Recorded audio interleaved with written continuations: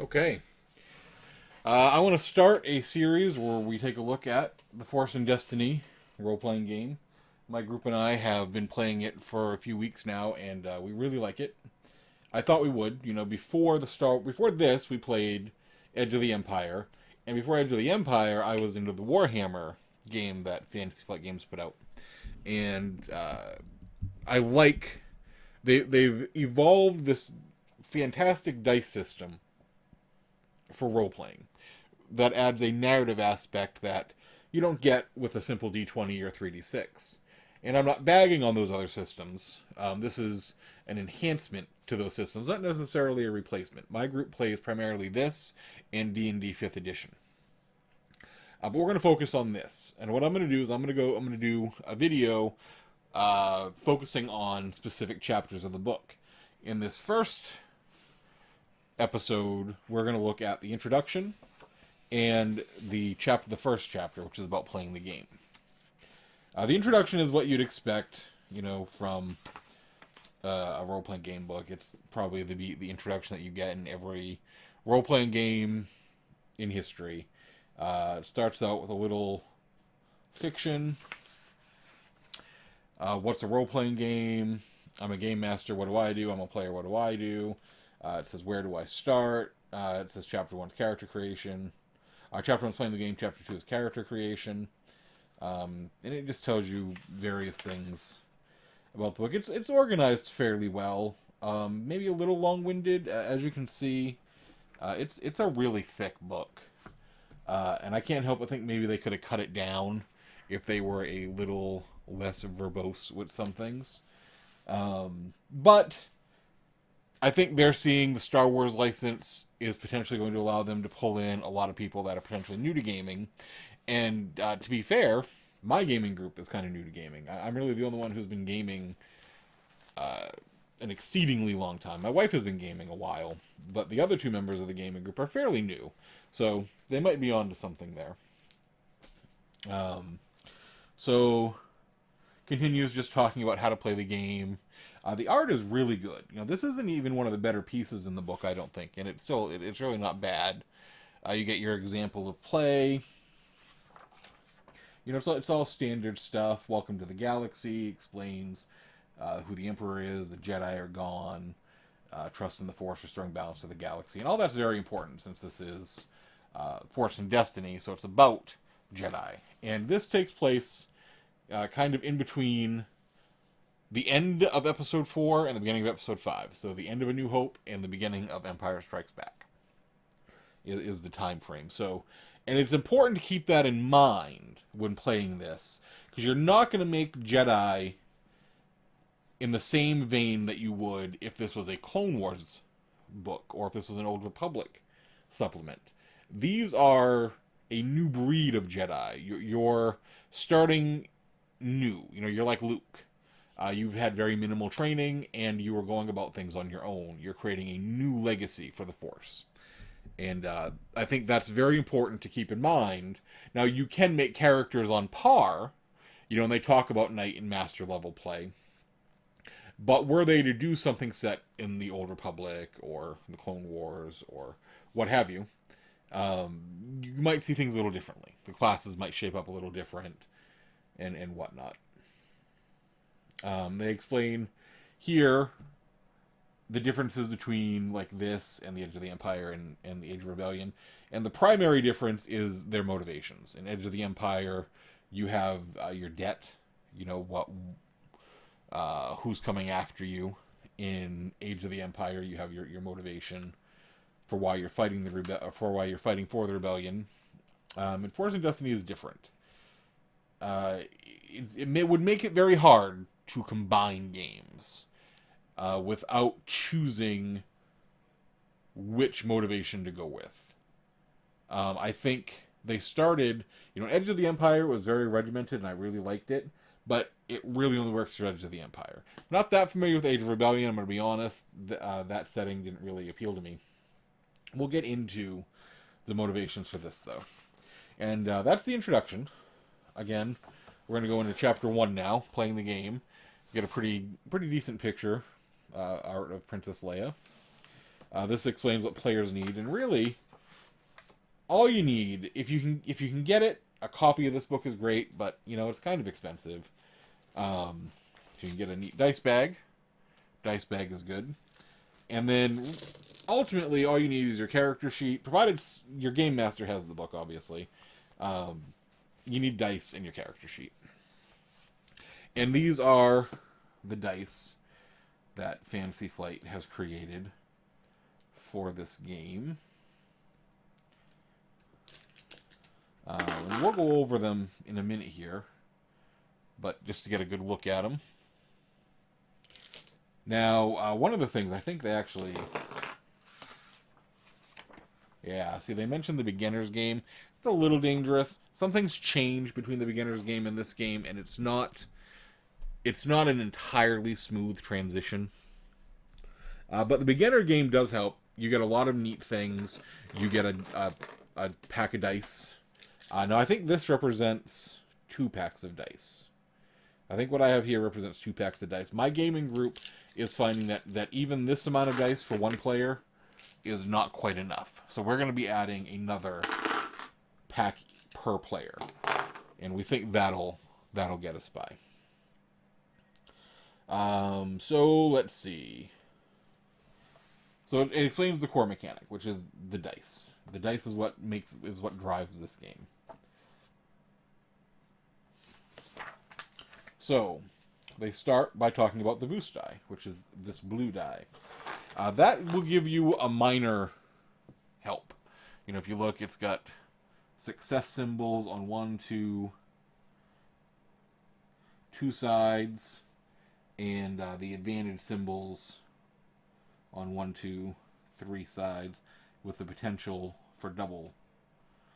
So, I mean, your chances of getting an added success aren't that great, but you could get some extra advantages, which can be very useful. They explain it as special advantages or boosts, all represented by the light blue side die. Could be you have higher ground, somebody's assisting you. Just anything that might give you a boost gives you a blue die. Next are ability dice. It's these green dice. You're probably going to end up rolling most of your die pool, or half your die pool will be these green dice, which have a good number of successes and advantages on them. These are generally your skills. They describe it here. Ability is represented with the green 8-sided die. Ability dice form the basis of most dice pools rolled by the players. They represent the character's aptitude or skill used when attempting a skill check. The next die is the proficiency die. These are the dice you want to be rolling. So whenever you have a chance to upgrade one of your green dice to a yellow dice, do it. These are really what you want to be rolling. These are explained as proficiency is represented with yellow 12-sided dice. Proficiency dice represent the combination of innate ability and training. So this is, like I said, this is the ultimate. Your green dice eventually become yellow dice. Those are the positive dice. So these are the 3 positive dice. These are the 3 dice you want to be rolling to get positive results. There's no negatives on here. There might be empties, but there's no negatives. So next come the negative dice. We have setback die, which is the opposite of the boost die. I mean, literally all these dice are the quintessential opposites of the dice we just showed. So if something would give you a minor drawback, you would add a black die to your pool. And you see they have 1, 2 sides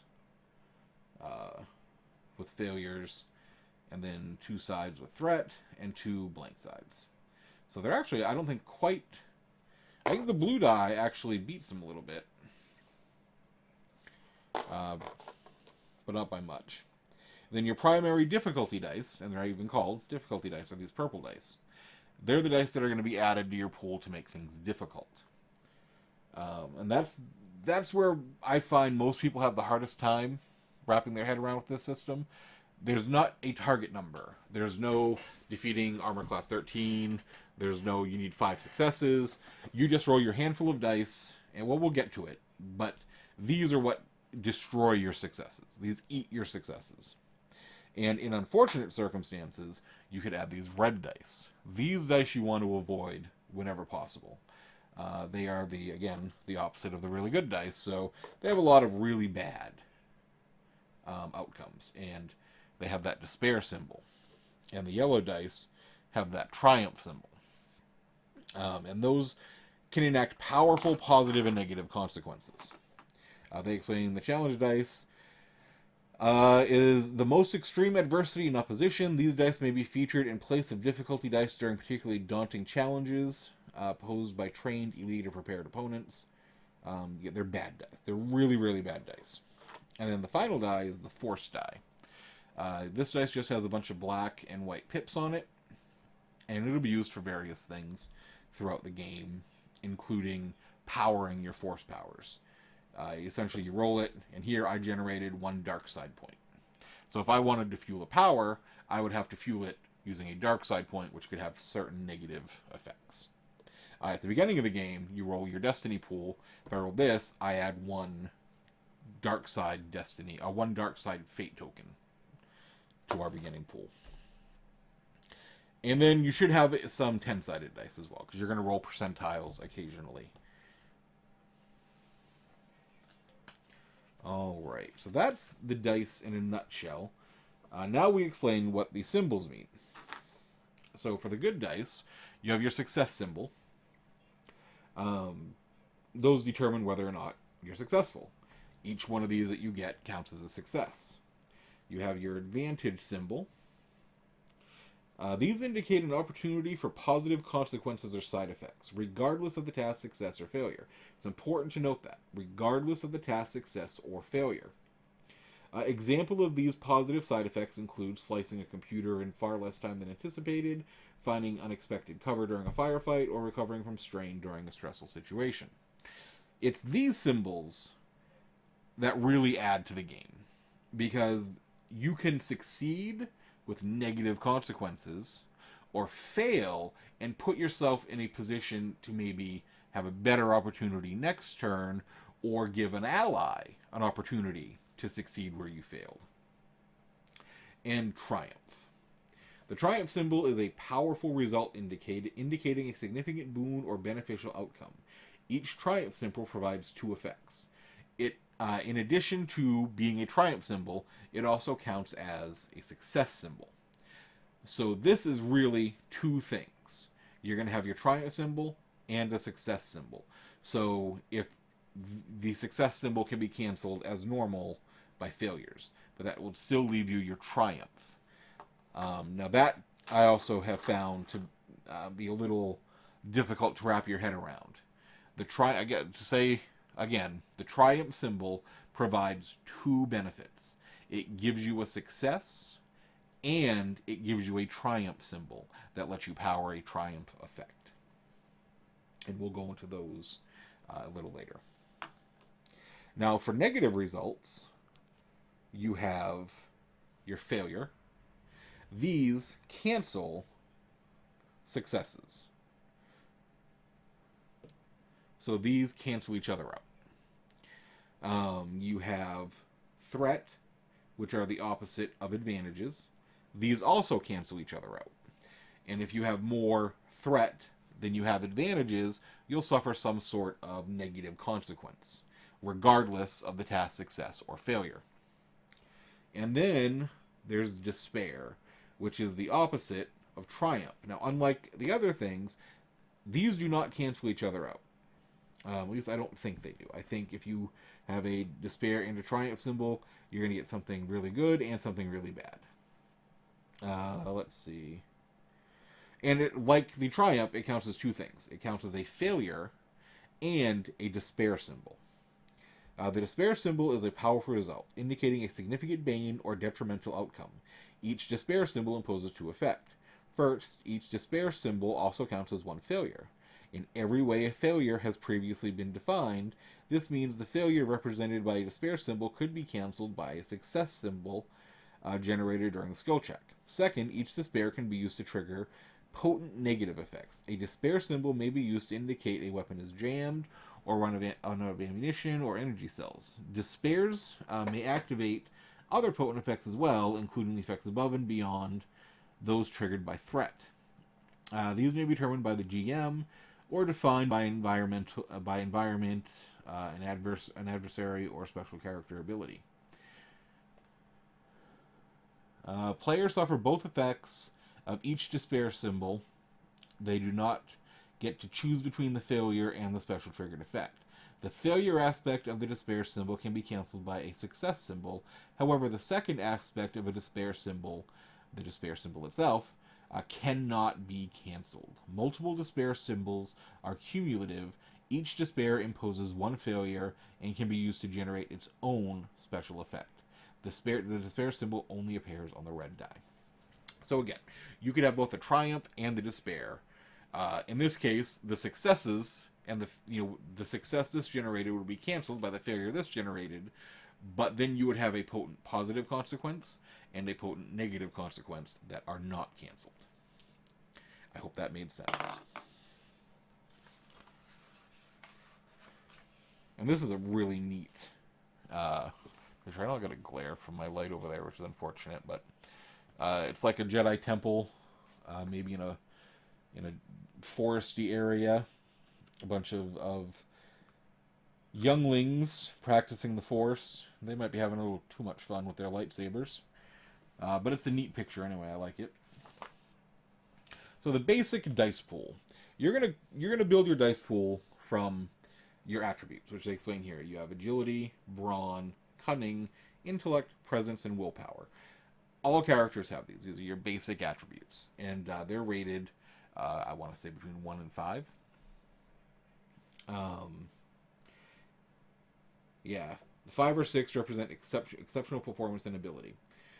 During character creation, no characteristic can be raised above 5. Once play begins, PC characteristics are capped at 6. And they're pretty. I'm not going to read into each of these. I mean, we're already at 17 minutes, and I'm assuming most people watching this are going to be familiar with this stuff anyway. With, basics of role-playing. Agility is what it sounds like. Brawn, cunning, intellect, presence, and willpower are all pretty self-explanatory. And they're going to be enhanced by skills. So say, this is how you would generate a dice pool. Say you're going to fire a blaster, and you have, it's based on your agility. Say you have a 3 agility. You would take out 3 green dice. And say you have a 1 blaster. So you're going to upgrade one of these green dice to a yellow die. So again, if you have a 3 agility, you take out 3 green dice. And if you have a 1 in your blaster skill, you get to upgrade one of these dice to a yellow. And that could work in reverse.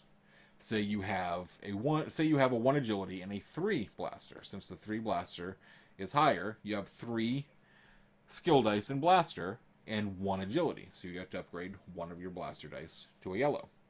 And that's how you get your positive dice pool. The difficulty will be set generally by your range. Say it's a standard range. You're going to roll 2 difficulty dice with it. And we'll avoid anything else. And we'll just say this is your dice pool. So you take it and roll. So now you look, you've got 1, 2, 3 successes and 2 advantages, and 3 failures and a threat. So you failed with 1 advantage. And we'll go into what that could do for you later. But that's how you assemble a dice pool, and that's how you make a roll. The game's really that simple.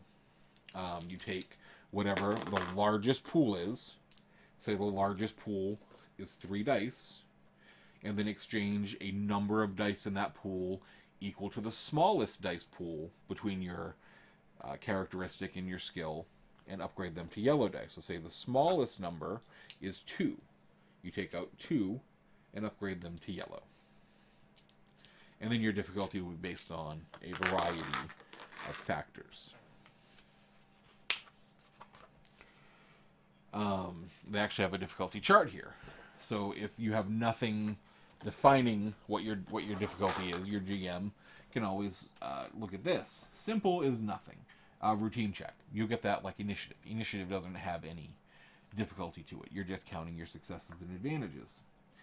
An easy difficult level is picking a primitive lock, tending to minor cuts and bruises, finding food and shelter on a lush planet. Average difficulty is average, picking a typical lock, stitching up a small wound, finding food and shelter on a temperate planet, shooting a target at medium range. Hard is 3, picking a complicated lock, setting a broken bone, or suturing large wounds and finding food and shelter on a rugged planet. Daunting is 4, picking an exceptionally sophisticated lock, performing surgery or grafting implants, finding food and shelter on a barren desert planet. And formidable, 5 dice, picking a lock with no comprehensible mechanism, cloning a new body, finding food and shelter on a planet without a breathable atmosphere. So at that point, you're essentially just counting on luck. And as we described, building your dice pool, they have a lot on it. They give you a ton of examples. But I think it essentially boils down to, again, you have your characteristic, you're going to have a skill. You're going to take the larger of those two and take out that many green dice. Then you're going to upgrade the smaller number to yellow dice. Say the smaller number is 1, you upgrade to 1. And that's how you get your dice pool. Now, there's adding dice. So say after you get your dice pool, you're like this, but you've scored an advantage from a previous roll, and you get to add a blue die. Or maybe you had a disadvantage from a previous roll, and you add a negative die. And now there's upgrading dice. Something may allow you to upgrade a die. If you can upgrade a die, you take a green die and upgrade it to a yellow die. If you have to downgrade a die, you take a yellow die and downgrade it to a green die. And if you're doing it with difficulty, you would take a black die and upgrade it to a red die, or downgrade a red die to a purple die. And if you ever, like say you need to upgrade, but you have all yellow dice to begin with, I believe you add another green die. Upgrading more dice than available. Sometimes player may need to upgrade ability dice and proficiency dice, but has no more ability dice left in the pool. In this case, the player performs the following steps first. First, he determines how many die upgrades remain. Then, using one upgrade, he adds one additional die. If any upgrade opportunities remain, then he upgrades the newly added die into a proficiency die. And you'll keep doing that. And the same works in reverse. If you have all red and you need to upgrade, you have 2 upgrades. You upgrade first to a purple and then to another red, which I don't have. And again, downgrading works in reverse. And we've explained, let's roll a simple dice pool. We're going to roll 2 proficiency, a skill dice, and 2 difficulty dice. You've got, 5 successes, and 1 failure, and 1 threat. So you succeed the crap out of it, but you're going to have a threat. So let's see how we would interpret that. As we determined, you have 5 successes minus 1 failure. So you have 4 net successes. So you succeed. You succeed very well. But you have 1 threat die. So in the simplest terms, you can add stress to your character. Let's see, if they put a chart here? They don't. But that's okay, because I've got a tool here. Let me put it up on the screen. And you can get the tool at this address here. I'll be sure to include this in the YouTube description. I find this to be a very useful tool. It's a couple pages long. I printed out a couple for my group. And it explains most of the stuff that we just talked about. But most importantly, it has this here. They call it successful attack effects, personal combat.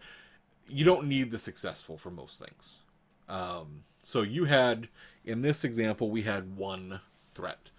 So if you look at this chart, say this is a combat check. Lose benefit of a prior maneuver or suffer 1 strain. So you'd suffer a strain. And again, strain is something we'll get to when we're building a character. It's essentially your stamina or how much stress your character is under. And you can only take so much of that before they start turning into wounds, and you just can't do things. It starts physically taking a toll on you. Yeah, so I find this incredibly useful. If you had suffered 2 threat, you could have had a black die added to your next roll. The target of your attack may have gained a benefit. And there's so many ways that you can use this to narratively create a compelling story. In one adventure we were doing, everybody was trying to find cover, and the Twi'lek was trying to climb up onto the rafters, and she succeeded, but suffered a number of threat. So people were joking that, well, she'd put on a few pounds in the past couple months, so she wasn't as limber as she used to be, and it's become a running joke about the fat Twi'lek in my character in our gaming group.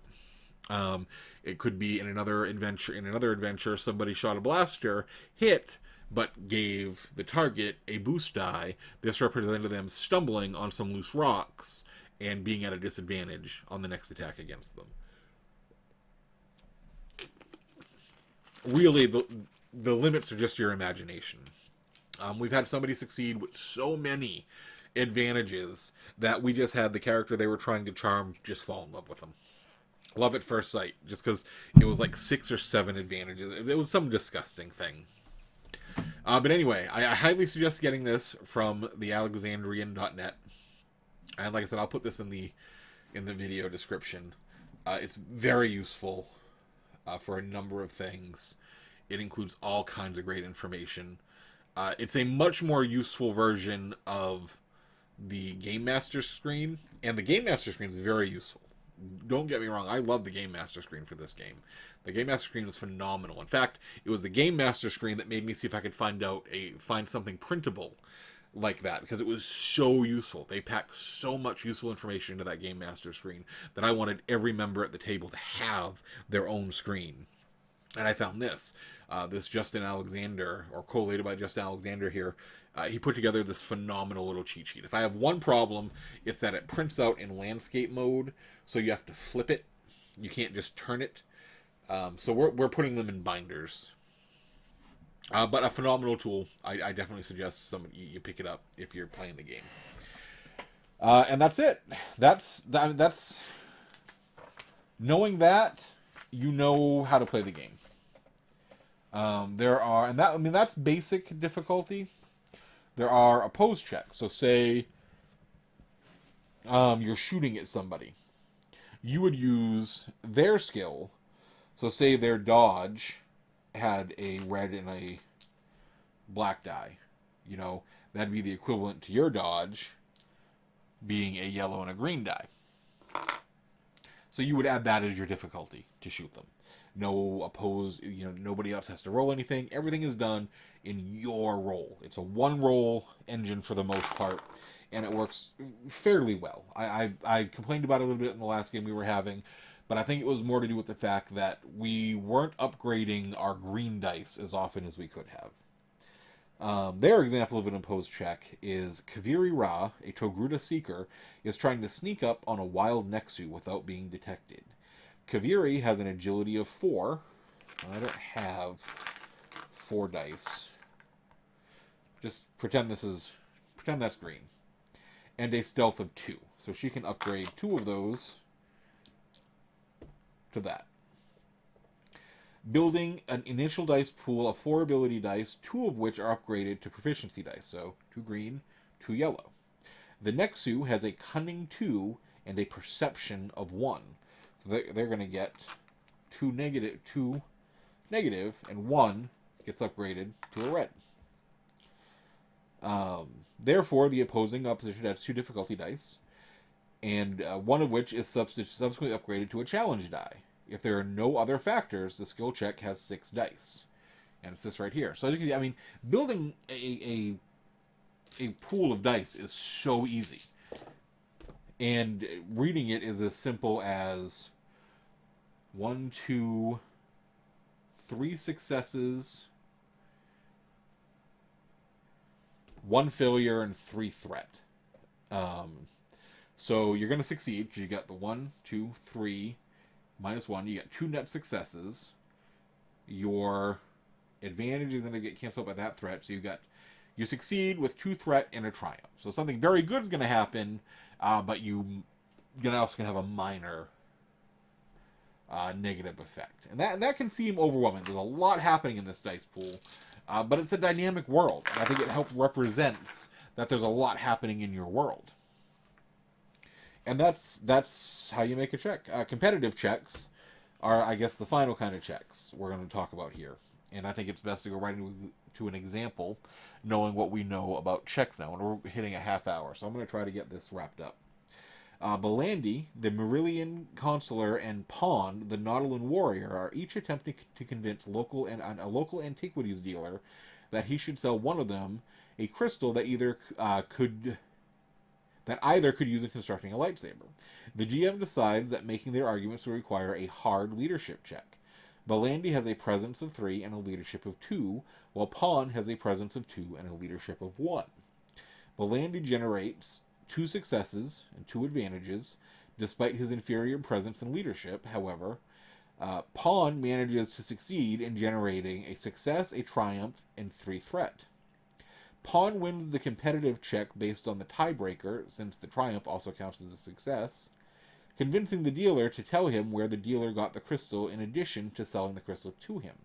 However, Belandi also has 2 advantages to resolve, while Pond must contend with 3 threat. Perhaps even though Pond won the argument, the dealer saw how desperate he was to get the crystal and gouged him on the price. Meanwhile, the dealer took a liking to Belandi and gave her a discount on anything else she wanted to purchase in the shop. So just from a simple die roll, we've got interactions with the shopkeeper. We've changed his attitude based on simple die rolls. And that, I think, is the strength of the Fantasy Flight Games narrative dice system. Let's see, assisted checks. Yeah, if somebody wants to assist you, they can add generally blue dice to your roll. Assistance works best when the assisting party brings additional insight and expertise to the task. When a character with a higher characteristic or skill rating provides assistance to another character of the dice pool, the dice pool may use one character's characteristic and the other's skill rating. So you got 2 people working together, and say they're trying to balance a bunch of cups. So it's an agility-based thing. Or what do they say here? Belandi the Consular is assisting Kaviri the Seeker with an astrogation check to set hyperdrive coordinates. Kaviri has an intellect 2 and astrogation 3. Belandi has an intellect 4 and astrogation 0. So you're going to get to choose Belandi's intellect, but Kaviri's astrogation. Kaviri's player chooses to use Belandi's intellect 4 and Kaviri's astrogation of 3, when making the skill check, resulting in the following dice pool: 3 yellow and a green. As opposed to normally, if it was just Kaviri, she would have had, 2 yellow and a green. So she got to add a yellow die, which is pretty good. These yellow dice are phenomenal. Unskilled assistance. So that was skilled assistance. That's if somebody is better than you at something in one aspect, your characteristic or your skill. If the assisting party does not have a higher characteristic or skill rating, so that using either rating would provide no benefit to the other character, the GM may add a boost die to the pool, representing the fact that the additional assistance is still providing some benefit. They might have just provided some useful tidbit that you may not have known. The GM can require that certain conditions be met in order for player characters or other parties to offer assistance. To assist in tending to an injury, the assisting character might need to be next to the patient. You just have to justify why you would be helpful to the other player, or why you would be beneficial doing this together. And this describes other things. Talents can modify dice pool. Talents are going to be probably the primary way you upgrade and downgrade dice. The Destiny pool is going to be another way. Player characters are cut from a different cloth than most NPCs. Yeah, and we'll get to that towards the end of the book. Let's see. The concept of destiny and player characters' ability to tap into and influence this resource is represented by destiny points. Destiny is interwoven with the Force, which pervades the galaxy with both light energy and dark energy. Destiny is one way the Force guides and surrounds the player characters. So you generate your pool at the starting of adventure. Each player with a PC rolls one Force die. The GM does not roll a Force die to determine the current Destiny pool before the start of each game session. And like I said, that's this. So that would have added one dark side Destiny, and that would have added two light side Destiny. Or Fate, rather. No, they do call it Destiny, don't they? And they give you little tokens. Let's see if I have any here.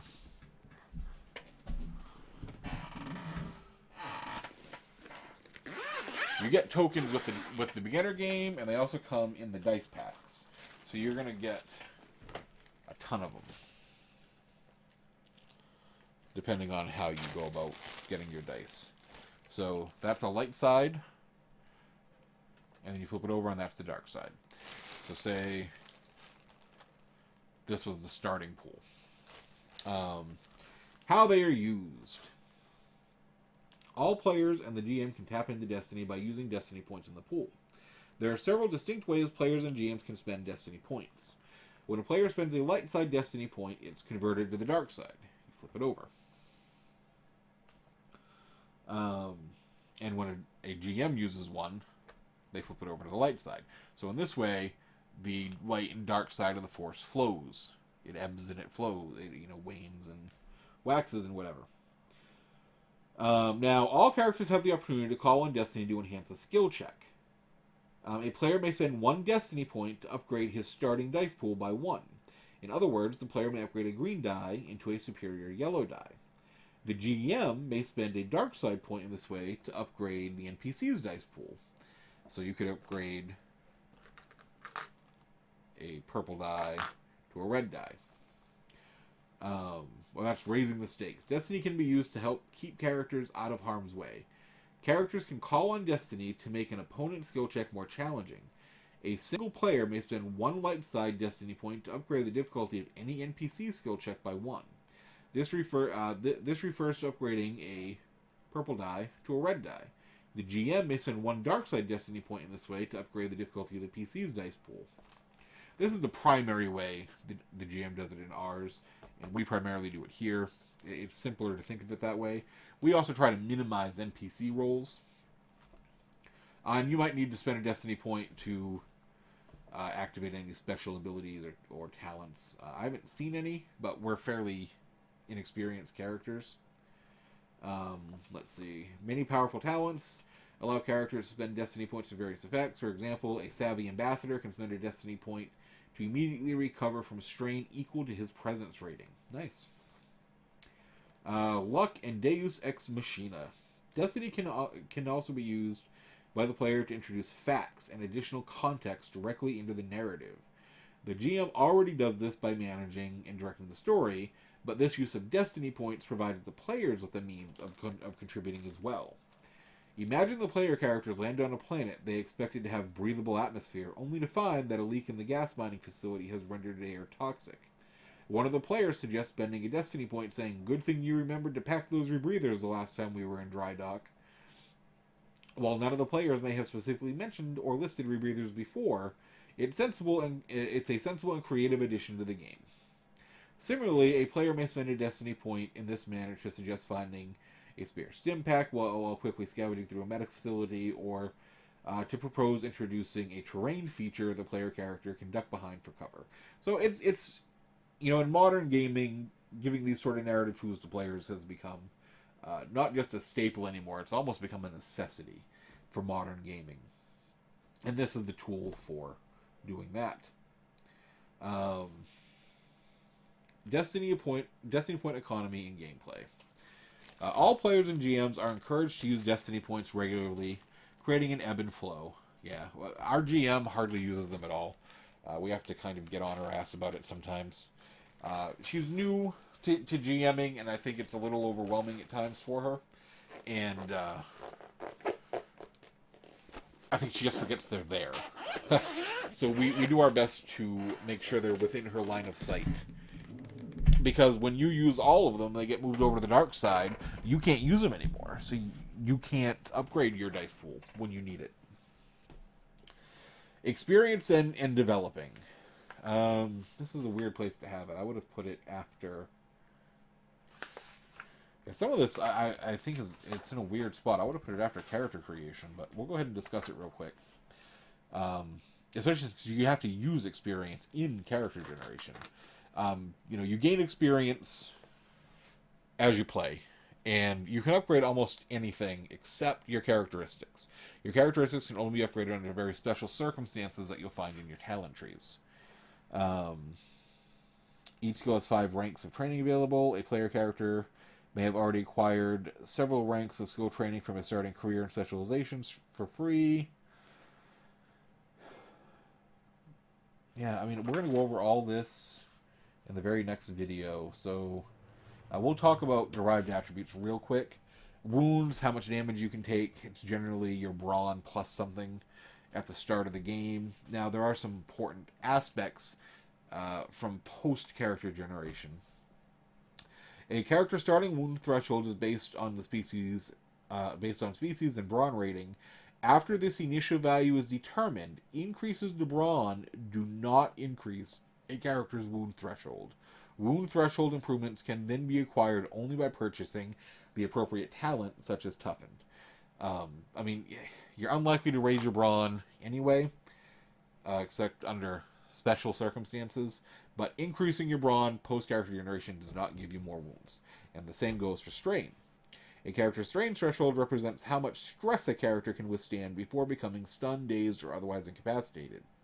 Strain represents psychological or mental damage to the character. Strain is more easily suffered than wounds. You're gonna take and get rid of strain all through the game. A character's starting strain threshold is determined based on the species and willpower rating. After this initial value is determined, increases to willpower do not increase the character's strain. So it's just like most. Defense determines how difficult your character is to hit in combat situations. Characters have both a ranged defense and a melee defense. A character's default value in both ranged defense and melee defense is 0. If a character's defense value is listed simply as defense and not specifically defined by separate ranged and melee values, then the same value is applied to both ranged and melee defense. Defense is most commonly gained by wearing armor or by adopting a defensive position in combat, such as taking cover. Some special talents may also increase one of a character's defensive ratings. And we'll get to that later. And then soak value is your toughness. A character's soak value determines how much incoming damage the PC can shrug off before taking real damage. The soak value is subtracted from any incoming damage to the character. Any damage remaining after subtracting the soak value becomes wounds applied against the character's wound threshold. Next, we're going to go into character generation, and we're going to do that by actually creating a character. But that is the essentials of the mechanics of the game. There are some nuances, of course, some things you'll find as you go, but it's really, they did a good job, despite the thickness of the book and how intimidating it can look, of creating a very simple system that's easy to get into. It keeps the action flowing, and really, I can't say enough good things about it. And now, hopefully, this video helped you understand the system a little better. If it did, feel free to give me a like, comment in the comment section, let me know you watched it and it helped you out. And yeah, we'll see you in the next episode.